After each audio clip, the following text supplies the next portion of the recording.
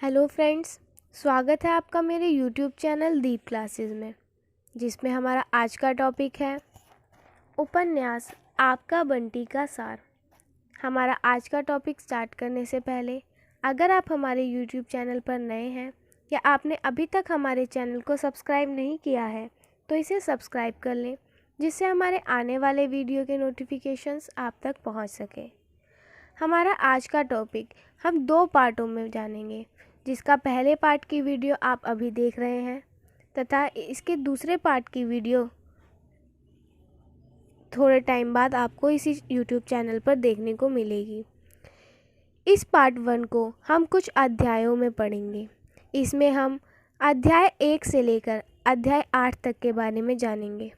चलिए अब हम जानते हैं इसका पहला अध्याय। उपन्यास में सबसे पहले बंटी और उसकी माँ का परिचय प्राप्त होता है। बंटी की मम्मी शकुन कॉलेज में प्रिंसिपल है। घर के ठीक सामने ही उनका कॉलेज है।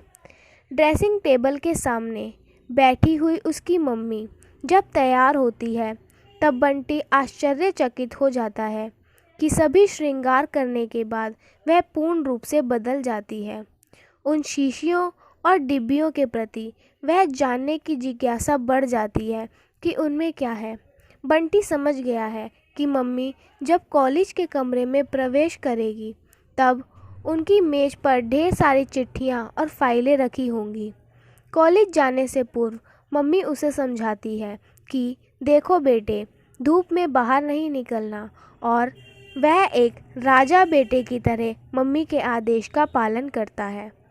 बंटी के मन मस्तिष्क में उसकी माँ के 2 रूप काम करते हैं, एक मम्मी का और दूसरा प्रिंसिपल का।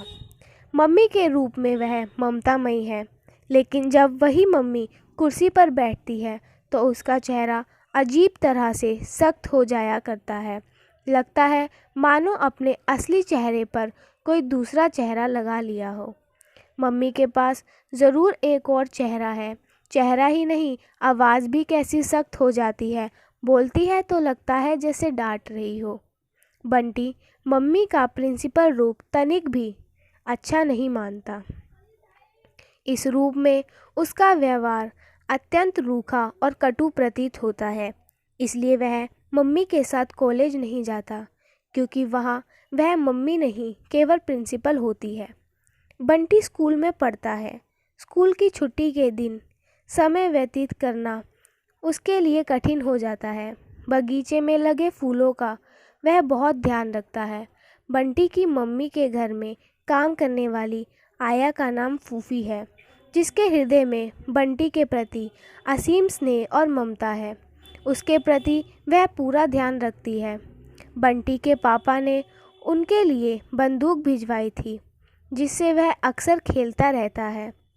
अपने खेल में वह अपने पड़ोस में रहने वाले साथी टीटू को भी शामिल रखता है। टीटू के माध्यम से बंटी को यह जानकारी होती है कि उसके मम्मी पापा में तलाक हो गया है, इसलिए पापा अलग रहते हैं। अगर कभी उसके पापा आते भी हैं तो सर्किट हाउस में ही ठहरते हैं, घर में नहीं। बंटी इस बात से भी आश्चर्यचकित है कि कैसे वह इन सारी बातों से अवगत नहीं हो पाया और टीटू सब कुछ जानता है। बंटी के मन में टीटू की बात से एक सहज जिज्ञासा उत्पन्न होती है और फलस्वरूप एक दिन वह मम्मी से पूछ ही बैठता है कि पापा हम लोगों के साथ क्यों नहीं रहते। इसके साथ ही उसने यह भी कहा कि टीटू ने उसे यह बताया है कि मम्मी पापा की लड़ाई को तलाक कहते हैं। इस बात से मम्मी का मन अंदर से दुख से भर उठता है। वह कहती है कि पापा जी नहीं है तो क्या हुआ, वह तो आखिर तेरे साथ ही रहती है। बंटी एक संवेदनशील बालक है।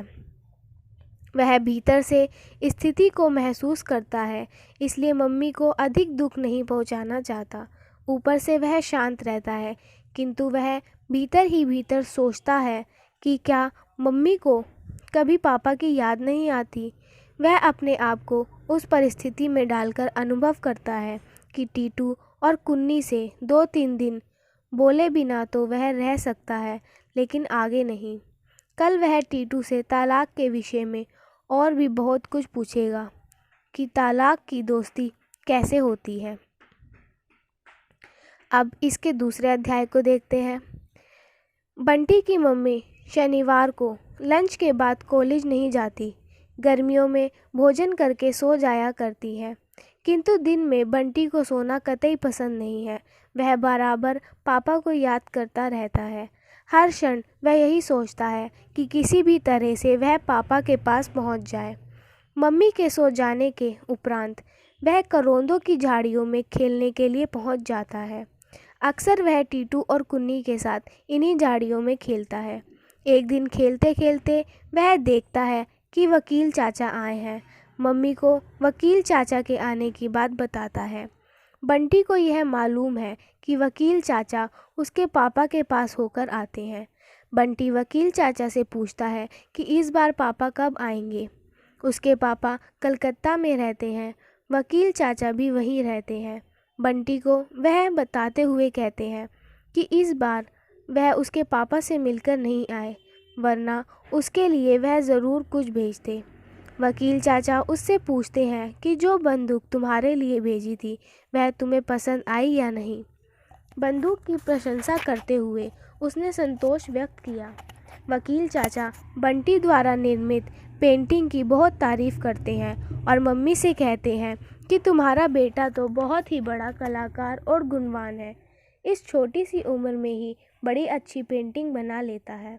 आगे चलकर एक दिन वह निश्चय ही बड़ा कलाकार बनेगा। यह सुनकर भी मम्मी शांत रहती है। कमरे में एक अजीब सी उदासी उतर आई है। बंटी इस बात को पूरी तरह से अवगत हो चुका है कि वकील चाचा उसके पापा के पास से होकर आते हैं और मम्मी पापा के बीच संदेश का आदान प्रदान करते हैं। आज बंटी वकील चाचा के जाने पर अत्यधिक सतर्क हो गया है। वह उनकी परस्पर बातचीत सुनने के लिए चिंतातुर हो उठा है, ताकि मम्मी पापा के बीच का रहस्य जान सके। वकील चाचा कहते हैं कि पापा चाहते हैं कि अब इस बात की कानूनी कार्यवाही भी कर ही डालनी चाहिए। मम्मी चिंतित स्वर में उनसे पूछती है, क्या इसीलिए उनको यहाँ भेजा गया है? वह कहते हैं कि नहीं, वह तो अपने काम से आए थे। चाचा की बातों को सुनकर मम्मी टूट सी गई। बंटी की आंखों में नींद आती। वह मम्मी के दुख भरे चेहरे को देखता रहता। पिछले साल मम्मी पापा से अलग रहती रही है। शाम को वकील चाचा ने बंटी की मम्मी को बताया कि अजय ने तलाक के कागज़ पर हस्ताक्षर कर दिए हैं और अब बंटी की मम्मी को भी उस कागज़ पर दस्तखत करने हैं, ताकि उसे कचहरी में जमा करके कोई तारीख निश्चित हो जाए और दोनों स्वतंत्र जीवन जी सके। बंटी उन दोनों की बात को छिपकर सुन रहा है। दुर्भाग्यवश उसकी यह चोरी पकड़ी गई। मम्मी और वकील चाचा ने उसे वहाँ से भगा दिया। बंटी ने मम्मी और वकील चाचा की बातचीत के दौरान वकील चाचा के मुंह से एक वाक्य सुना था कि जब धुरी गड़बड़ा जाती है तो ज़िंदगी लड़खड़ा जाती है। बंटी इसका अर्थ नहीं समझ सका। रात को सोते समय बंटी के मन में एक प्रबल इच्छा काम कर रही थी कि मम्मी से पूछे कि वकील चाचा पापा के विषय में क्या बात कर रहे थे, किंतु साहस के अभाव में वह ऐसा नहीं कर सका। ऐसा करके वह मम्मी को और अधिक उदास नहीं करना चाहता था। अंततः एक ही बात उसके मन और मस्तिष्क पर छाई हुई थी कि मम्मी को किस प्रकार सुखी बनाया जाए। इसी अधेड़ बुन और सुख दुख की लहरों में वह देर रात तक डूबता उतरता रहा और यही सब सोचते सोचते पता नहीं उसे कब नींद आ गई। इस उपन्यास का तीसरा अध्याय है। पिछले 2-3 सालों से शकुन को यह अकेलापन बुरी तरह काटने लगा। छुट्टियों में कॉलेज बंद हो जाने पर समय काटना अत्यंत कठिन हो जाएगा। कॉलेज के कार्यों में व्यस्त रहकर वह संतोष कर लेती है। इधर बंटी के लिए समस्या और भी अधिक गंभीर हो गई, क्योंकि अब उसे सारा दिन मम्मी के नियंत्रण में बिताना पड़ता है। मम्मी और पापा एक दूसरे से दूर हो चुके हैं और उसके परस्पर मिलन की कोई संभावना नहीं रह गई है। कल वकील चाचा ने उसके सामने जो प्रस्ताव रखा और आज जिसके लिए वह फिर आने वाले हैं, उससे वह भीतर से जैसे पूरी तरह झकझोर दिया गया हो।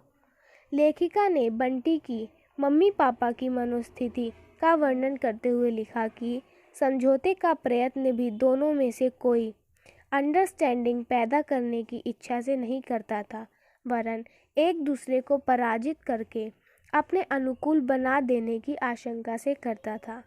तर्कों और बहसों में दिन बीतते थे और ठंडी लाशों की तरह लेटे लेटे दूसरों को दुखी, बेचैन और झटपटाते हुए देखने की आकांक्षा में रहे।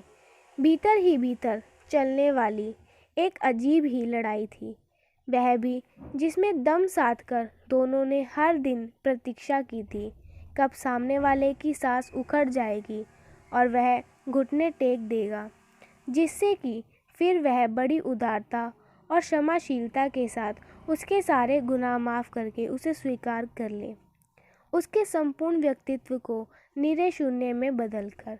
वकील चाचा ने तलाक के कागज़ शकुन को दे दिए थे और अगले दिन कचहरी में चलकर हस्ताक्षर कर देने के लिए भी आग्रह किया। दूसरे दिन नियत समय पर बंटी की मम्मी कचहरी चली गई और अपने पति अजय के साथ बरसों से चली आ रही तनातनी को कानूनी रूप दे दिया। इस प्रकार उसके जीवन का एक अत्यंत महत्वपूर्ण अध्याय समाप्त हो गया। वकील चाचा जब भी आते हैं, बंटी की मम्मी का दुख और भी गहरा हो जाता है। अजय के किसी दूसरी स्त्री के संबंध बढ़ने की सूचना जब उसके साथ वैवाहिक बंधन में बंधने की खबर से बंटी की मम्मी का मन व्याकुल हो उठता है। चाचा ने जब बंटी को खिलौने दिए तो उसे ऐसी प्रतीति हो रही थी कि खिलौने केवल उसी के लिए नहीं है, वास्तव में बंटी को माध्यम बनाकर उस तक भी कुछ भेजा गया है। बाद में बंटी के पापा अजय भी आए थे। उन्होंने बंटी को बुलवाया था।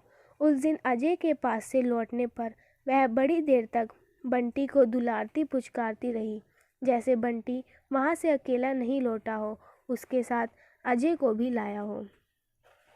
बंटी की माँ शकुन के लिए अजय को भूल पाना बड़ा मुश्किल है। कुछ दिनों के बाद उसने मन ही मन समझ लिया था कि अब किसी प्रकार की आशा करना बेकार है। चाचा ने भी उसे बताया था कि अब किसी भी प्रकार की आशा करना व्यर्थ है। उसने बड़ी गंभीरता से यह महसूस किया है कि जैसे उन दोनों में कभी प्यार किया ही नहीं। पिछले 7 वर्षों में विभागाध्यक्ष से प्रिंसिपल हो जाने के पीछे भी अपने को बढ़ाने से कहीं ज़्यादा अजय को गिराने की इच्छा ही शायद प्रबल थी। इतना सब कुछ हो जाने के बावजूद उसे ऐसा लग रहा था जैसे वह अजय से हार गई हो। इधर वकील चाचा ने शकुन से बंटी के संबंध में बताया कि बंटी को अत्यधिक नियंत्रण में रखकर उसके व्यक्तित्व के सहज विकास में बाधा डालना अनुचित है। उन्होंने स्पष्ट शब्दों में बंटी की मम्मी को बताया था कि इस स्थिति की 2 परिस्थितियां हो सकती है, या तो तुम उसके स्वतंत्र अस्तित्व को समाप्त करके उस पर हावी होने की कोशिश करोगी, या फिर अपने को बहुत ही उपेक्षित और अपमानित महसूस करोगी। उस समय तुम्हें यही लगेगा कि जिसके पीछे तुमने सारी ज़िंदगी बर्बाद की, वह अब तुम्हें ही भूलकर अपनी ज़िंदगी जीने की बात सोच रहा है। उस समय तुम्हें बुरा लगेगा। आज अजय को लेकर तुम्हारे मन में जो कटुता है, हो सकता है वही फिर बंटी को लेकर हो और आज से 10 गुना ज़्यादा हो। वकील चाचा ने शगुन से कहा कि बंटी को हॉस्टल भेज देना चाहिए, यह उसके भविष्य के लिए ठीक रहेगा। बंटी की मम्मी ने यह महसूस किया कि उसके पीछे भी शायद अजय का ही कोई स्वार्थ है। वह चाचा को बताती है कि बंटी को हॉस्टल भेजने के बाद वह बिल्कुल अकेली हो जाएगी। चाचा ने उसे सलाह दी कि कहीं वह अपना अकेलापन खत्म करने के चक्कर में बंटी का भविष्य ही ना खत्म कर दे। चाचा शकुन को सलाह देते ही वह अपने बारे में एकदम व्यवहारिकता के साथ सोचे। जो कुछ हो गया उसे शकुन को भूल जाना चाहिए। वकील चाचा का कहना है कि वह केवल बंटी की माँ के रूप में ही नहीं बल्कि शकुन के रूप में भी जिए। उनका दृढ़ विश्वास है कि बंटी के प्रति शकुन का अंधा मोह बंटी को विकसित होने में बाधक हो सकता है और इस तरह यह बोना होकर ही रह जाएगा। फिर वकील चाचा बंटी की मम्मी शकुन से कहते हैं कि जो कुछ हो गया उसे भूल जाओ, अब जब भी तारीख पड़ेगी अजय आ जाएगा, तुम कोर्ट आ जाना, अब इस किस्से को भी ख़त्म ही करो। शकुन को एक बार ऐसा लगा जैसे वकील चाचा के माध्यम से अजय ही सारा उपदेश दे रहा है। शकुन के मन में अजय के प्रति गहरे प्रतिशोध का भाव है। जब से उसे अजय और मीरा के आपसी संबंध का पता चला है, वह भी डॉक्टर जोशी के संबंध में बहुविध सोचने लगी है। वास्तविकता यह है कि उसके मन में एक विचित्र सी भावना जागृत हुई है कि बंटी के माध्यम से अजय की ही यातना देगी। इसी चिंतन अनुचिंतन के क्रम में वह अपने व्यक्तित्व की डोर डॉक्टर जोशी की ओर ढीली करने की बात सोचती है। डॉक्टर जोशी जो शहर के प्रसिद्ध चिकित्सक और विदुर हैं। अब हम देखेंगे इस उपन्यास का चौथा अध्याय, जिसमें वकील चाचा के जाने के बाद मम्मी और भी अधिक उदास रहने लगती है। बंटी समझ नहीं पाता कि आखिर ऐसा क्यों है। आज बंटी के पापा आने वाले थे। परसों ही उनका पत्र आया था। पिछली बार जब बंटी के नाम चिट्ठी आई थी तब तो मम्मी बहुत प्रसन्न थी और बार बार उससे पूछ रही थी। पापा से मिलकर जब बंटी घर वापस लौटा था तब मम्मी उससे बहुत सारे प्रश्न कर रही थी। तालाक के प्रसंग में अजय आता है और सर्किट हाउस में ही ठहरता है। बंटी से मिलने के लिए वह उसे सर्किट हाउस में ही बुलाता है। मम्मी माली के साथ बंटी को भेज देती है। रास्ते में वह अनेक बातें सोचता रहा कि पापा से वह क्या पूछेगा। उसकी समझ में कुछ भी नहीं आता कि आखिर मम्मी पापा अलग अलग क्यों रहते हैं। वह उनसे तालाक के संबंध में भी पूछेगा। बंटी के पापा बंटी को कुछ किताबें, एक मैक्रोनी और टॉफ़ी का एक डिब्बा देते हैं। उससे वह कहते हैं कि वह कभी उन्हें चिट्ठी क्यों नहीं लिखता। बंटी जब पापा को बताता है कि वह ताश, लूडो और कैरम खेलता है, तब वह उसे क्रिकेट, हॉकी, कबड्डी जैसे लड़कों वाले खेल खेलने की सलाह देते हैं। बाद में बंटी अपने पापा को अपने दोस्तों टीटू और कुन्नी के संबंध में भी बताता है। बंटी के मन में कभी कभी ऐसी इच्छा उत्पन्न होती है कि वह उनसे पूछे कि वह उसके साथ क्यों नहीं रहते। मन से वह यही चाहता है कि मम्मी पापा के बीच भी किसी तरह से मधुर संबंध स्थापित हो जाए, किंतु उसे लगने लगता है कि संभवतः किसी भी प्रकार यह सब होने वाला नहीं है। उसके पापा उसे कहते हैं कि छुट्टियों में इस बार वह उनके साथ कलकत्ता चले। उत्तर में वह कहता है मम्मी चलेगी तो वह चलेगा। पापा उससे Victoria Memorial, botanical garden, lakes और जू दिखाने की बात कहते हैं। अगले दिन शाम को पापा बंटी को तांगे में बिठाकर घुमाते हैं और आइसक्रीम और चाट खिलाते हैं। बंटी के वापस लौटने में देर हो जाने के कारण पापा उसे घर तक पहुंचाने के लिए स्वयं आते हैं और मम्मी पापा में औपचारिक ढंग से बात होती है। पापा मम्मी से कहते हैं कल 10 बजे पहुंच जाना, दूसरा ही नंबर है, 15-20 मिनट में ही आ जाएगा, अपने आप आ सकोगी ना। मम्मी पहुंचने की बात को स्वीकृति दे देती है। पापा फिर सर्किट हाउस वापस लौट जाते हैं। मम्मी उदास हो जाती है और रोने लगती है। सोने से पहले बंटी अपने मन में बार बार यही सोच रहा था कि मम्मी और पापा की मित्रता किसी भी प्रकार करा दे। मम्मी की पापा से नाराज़गी का कारण उसकी समझ में नहीं आ रहा था। सोने के बाद बंटी के गालों पर बहे आंसू धीरे धीरे सूख गए। अब हम इसका अध्याय 5 देखेंगे। दूसरे दिन प्रातःकाल आँख खुलने पर बंटी बड़ा ही खिन्न मन दिखलाई पड़ रहा था। पापा के साथ बीते हुए वह क्षण उसे बार बार याद आ रहे थे और दूसरी ओर मम्मी का उदास चेहरा। बंटी यह सोच रहा था कि मम्मी उससे नाराज़ है कि वह पापा से मिलने क्यों गया था और इसीलिए पापा द्वारा प्रदत्त वस्तुओं को वह सोफे के नीचे रख देता है। मम्मी ने उससे पूछा कि वह उससे नाराज़ है। मम्मी ने उसे दुलार भरे शब्दों में कहा, पागल कहीं का, किसने कहा कि मैं तुमसे नाराज़ हूँ। बंटी का भरा मन अब मम्मी की बातों को सुनकर हल्का हो गया। आज मम्मी ने कॉलेज से छुट्टी ले रखी है क्योंकि पापा ने मम्मी को 10 बजे कचहरी पहुंचने के लिए कहा था। बंटी भी मम्मी के साथ जाना चाहता है, लेकिन मम्मी उसे साथ नहीं ले गई। बंटी ने फूफी से मम्मी के बारे में पूछा कि वह कहाँ गई है, लेकिन उसने भी उसे नहीं बताया। वह रोने लगा और नाश्ता भी नहीं किया और क्रोध में आकर उसने दूध और दलिए की कटोरी फेंक दी। कुछ देर बाद मम्मी घर वापस लौटकर आई। वह बहुत दुखी और परेशान दिख रही थी। बंटी ने इसे बड़े गहरे में महसूस किया। अपने हाथ से उसने मम्मी को शिकंजी बनाकर दी। मम्मी ने उसके हाथ में गिलास देखकर समझ लिया कि शिकंजी उसी ने बनाई है, और फिर उनकी आंखों में आंसू छलकते आए। मम्मी पापा के बीच आखिर क्या हुआ, यह जानने को वह भीतर से बहुत उत्सुक था। दोपहर की बारिश के बाद उसका बगीचा एकदम ताज़ा और हरा भरा दिखाई दे रहा था। बंटी मम्मी से पूछता है कि क्या कुछ कहानियों में ऐसे पेड़ भी होते हैं जिसमें चांदी की पत्तियां होती हैं तथा सोने के फल, और उन फलों के अंदर मोतियों के दाने निकलते हैं।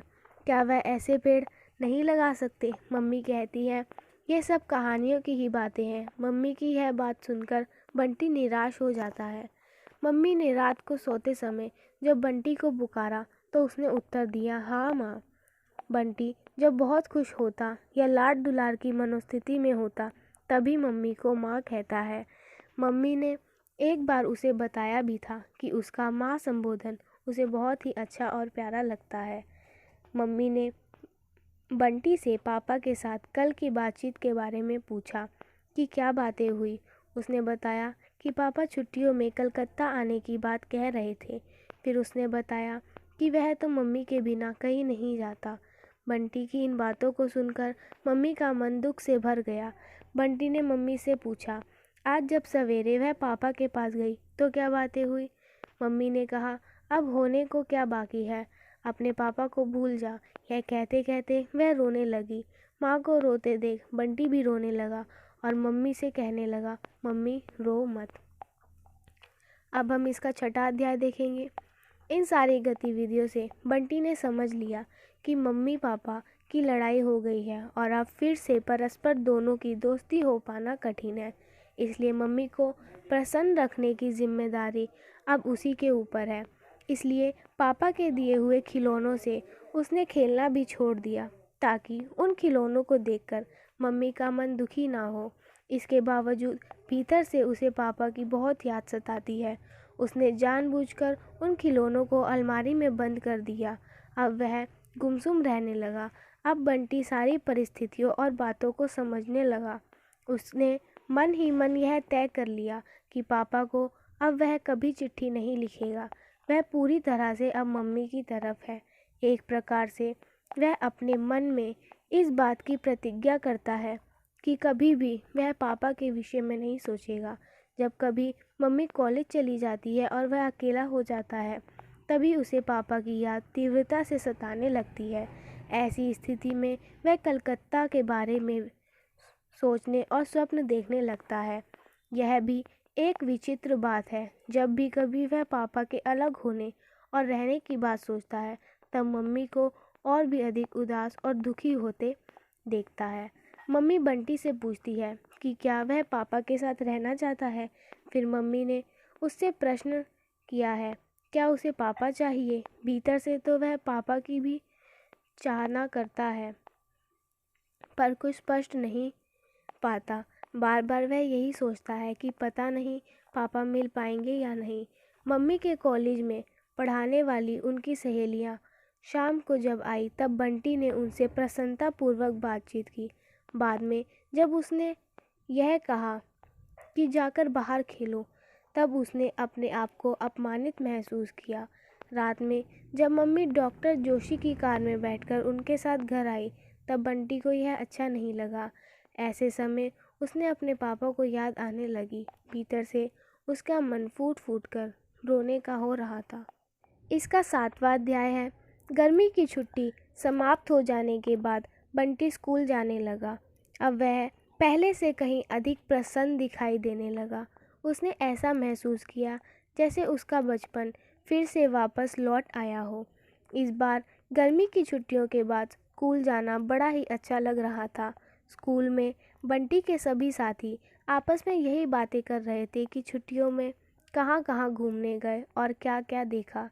इस प्रसंग में बंटी अपने दोस्तों के बीच अकेला मौन रह जाता है। इस बात से उसका मन अत्यधिक दुखी हो जाता है। इसका परिणाम यह होता है कि बंटी उन बच्चों की बातों में अरुचि से काम लेता है और बाहर देखने लगता है। रह रहकर वह अपने अतीत के चक्रवात में फंसकर आवर्तित होने लगता है। कभी तो वह वकील चाचा के बारे में सोचता है और कभी मम्मी के उदास चेहरे को याद करने के लिए विवश हो जाता है। छुट्टियों के बाद स्कूल जाते समय उसके मन में बहुत अधिक उत्साह था। स्कूल में आकर नई क्लास, नई किताबें, नए नए अध्यापकों के बीच बिल्कुल नएपन का अनुभव कर रहा था।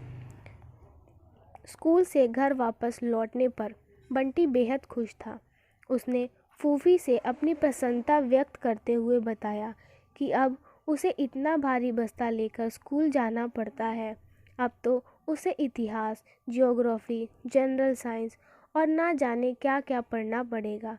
इस कथन के माध्यम से वह जैसे अपना बचपन जाहिर करना चाह रहा था। शाम को बंटी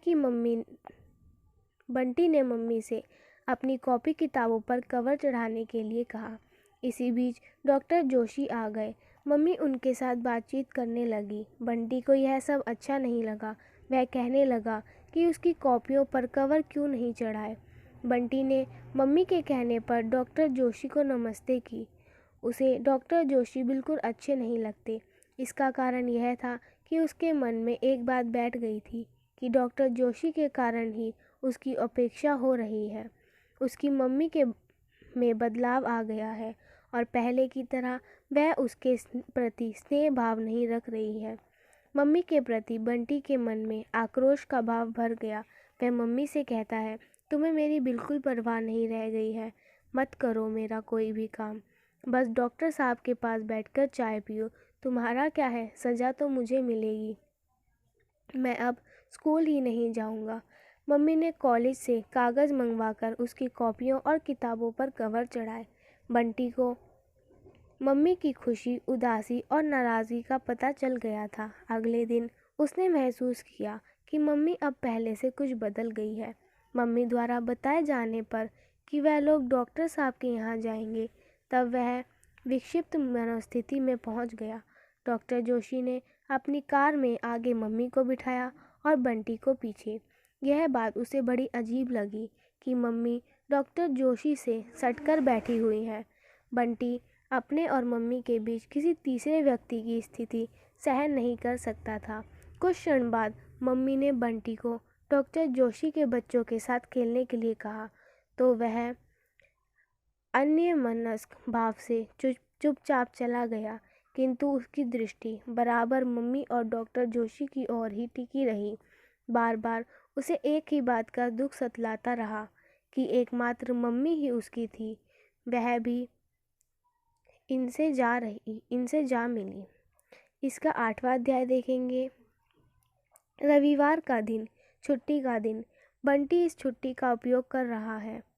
रंग और ब्रश लेकर वह एक चित्र बनाने में व्यस्त है। आंगन में फूफी ने चटाइयाँ डालकर दालें और गेहूँ फैला रखे हैं। बंटी पेंटिंग बनाते बनाते कभी मम्मी को भी देख लेता है। इस देखने में उसे मम्मी के चेहरे में बदलाव का भाव दिखाई देने लगता है। कभी कभी वह सोचने लगता है कि मम्मी में कितना परिवर्तन आ गया है। ना तो मम्मी बंटी को पढ़ा पाती है और ना ही उसके खाने पीने की चिंता करती है। बंटी की मम्मी डॉक्टर जोशी के लिए स्वेटर बुन रही है। बंटी को वह नहाने के लिए कहती है। वह फूफी से ना नहाकर अपने आप नहाने की जिद करता है। बाद में मम्मी उसे बताती है कि आज डॉक्टर जोशी अपने बच्चों को लेकर यहाँ आने वाले हैं। मम्मी बंटी को यह बात इस भाव से बताती है कि बच्चों की बात सुनकर बंटी प्रसन्न हो जाता है, किंतु मम्मी की यह बात उसे बिल्कुल भी अच्छी नहीं लगती। उत्तर में वह ड्राइंग बनाने की बात करता है। इतने में डॉक्टर जोशी की गाड़ी फाटक पर आ पहुंची और मम्मी जल्दी जल्दी उनकी आगवानी में वहां फाटक पर चली गई, लेकिन बंटी जानबूझकर वहां नहीं गया। डॉक्टर जोशी के सामने आने पर अपने औपचारिकता की प्रतिवश हाथ जोड़ लिए। अम्मी और डॉक्टर साहब को साथ लेकर मम्मी भीतर चली गई। जॉर्ज ने बंटी के पास आकर उसका हाथ पकड़ लिया और कहा कि चलो बंटी, हमको अपना बगीचा दिखाओ। बंटी ने उसे बगीचा दिखाया और फिर एक फूल तोड़कर उसके बालों में लगा दिया। अम्मी ने बंटी का खिलौना ले लिया, जिसके कारण दोनों आपस में झगड़ पड़े। मम्मी शकुन ने बंटी के गाल पर तमाचा लगाया।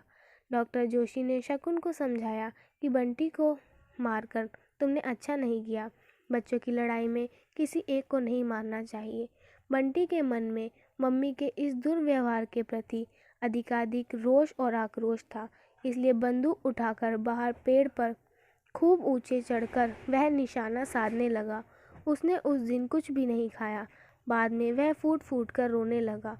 गुस्सा, दुख, अपमान और भूख के ने साथ मिलकर भीतर से उसे बिल्कुल थका दिया। वह क्षण बाद पेड़ से उतरकर वह घास पर लेट गया। ऐसा उसने विरोध प्रकट करने के भाव से किया था। वैसे उसे आशा थी कि उसकी मम्मी उसे खोजेगी और मनाएगी, किंतु ऐसा कुछ नहीं हुआ। मम्मी भीतर डॉक्टर और उनके बच्चों में खोई रही और उन्हें विदा करने के बाद ध्यान आने पर बंटी को उठा लाई। अवसाद से उसका मन भर गया। फ्रेंड्स, हमारा आज का टॉपिक यहीं ख़त्म होता है, जिसमें हमने जाना मनु भंडारी के उपन्यास बंटी के कथासार के बारे में। इस वीडियो में हमने इस अध्याय के 1 से लेकर 8 अध्याय के बारे में जाना। इसके आगे के अध्याय 9 से लेकर जितने भी अध्याय हैं वो हम इस वीडियो के सेकंड पार्ट में देखेंगे। इसलिए अगर आपको हमारा वीडियो पसंद आया हो तो वीडियो को लाइक एंड शेयर करें और हमारे चैनल को सब्सक्राइब करें। Thank you for watching.